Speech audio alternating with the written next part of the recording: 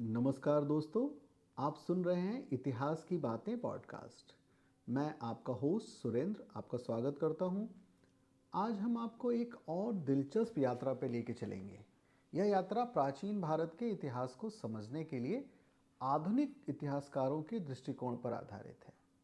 हम चर्चा करेंगे कि कैसे इतिहासकारों ने प्राचीन भारत के इतिहास को आधुनिक नज़रिए से देखा और उसे समझने का प्रयास किया।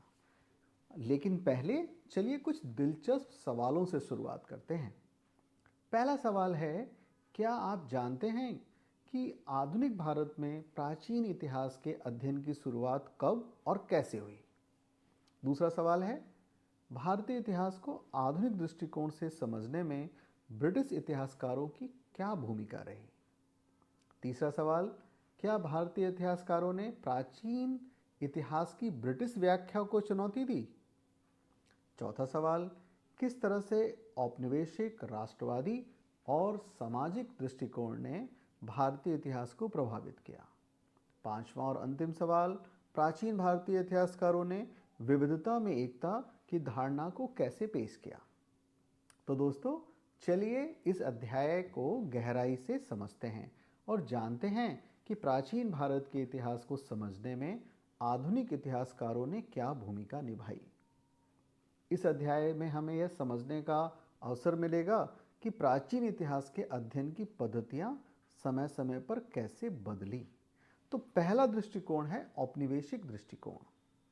तो इतिहास को समझने के कई दृष्टिकोणों पर आज हम बात करेंगे। तो उसमें पहला दृष्टिकोण है औपनिवेशिक दृष्टिकोण। ब्रिटिश शासन के दौरान प्राचीन भारतीय इतिहास की का अध्ययन मुख्यतः औपनिवेशिक दृष्टिकोण से किया गया। ब्रिटिश इतिहासकारों ने प्राचीन भारतीय ग्रंथों और पांडुलिपियों का अनुवाद किया। उनका उद्देश्य भारत के सामाजिक और कानूनी ढांचे को समझना था। इन व्याख्याओं में उन्होंने भारतीय समाज को स्थिर और रूढ़िवादी दिखाया। यह सब इसलिए दिखाया ताकि ब्रिटिश शासन को न्यायोचित ठहराया जा सके। आधुनिक प्राचीन भारतीय इतिहास को पढ़ने में, उनको उनकी व्याख्या करने में सर विलियम जोन्स और मैक्स मूलर ने संस्कृत ग्रंथों का अध्ययन किया और भारतीय इतिहास को यूरोपीय दृष्टिकोण से देखा। दूसरा दृष्टिकोण है इतिहास को समझने का राष्ट्रवादी दृष्टिकोण। तो इसमें क्या है? इसमें भारतीय विद्वानों ने औपनिवेशिक दृष्टिकोण को चुनौती दी और प्राचीन इतिहास को राष्ट्रवादी दृष्टिकोण से देखा। राष्ट्रवादी दृष्टिकोण में क्या होता है? राष्ट्रवादी दृष्टिकोण में इतिहासकारों ने भारतीय सभ्यता की प्राचीनता और उसकी महान उपलब्धियों पर जोर दिया।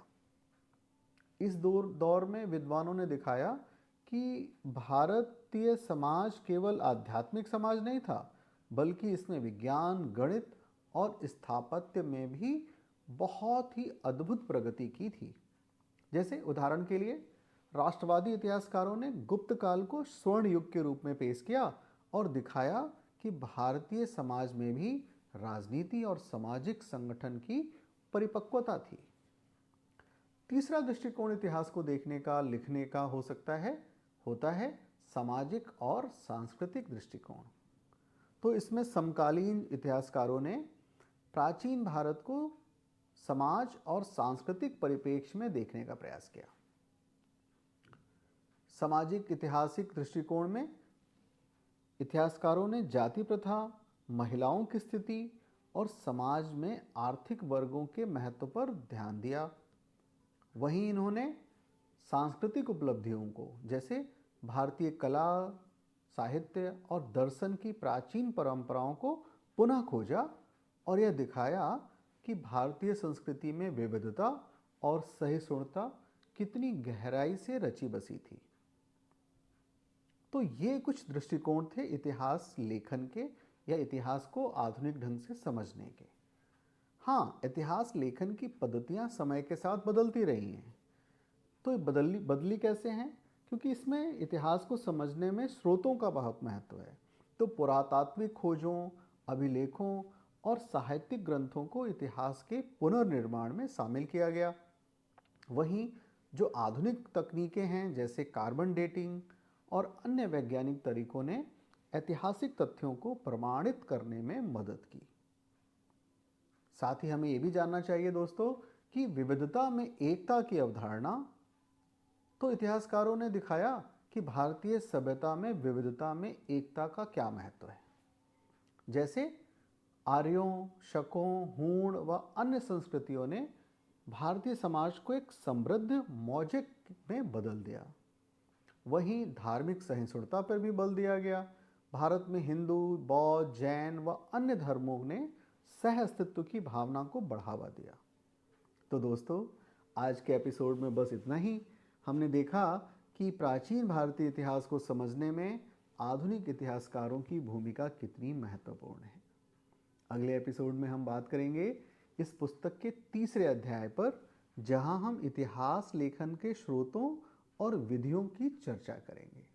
तब तक के लिए अपने इतिहास से जुड़े रहिए और हमें फॉलो करना ना भूलिए। धन्यवाद। नमस्कार।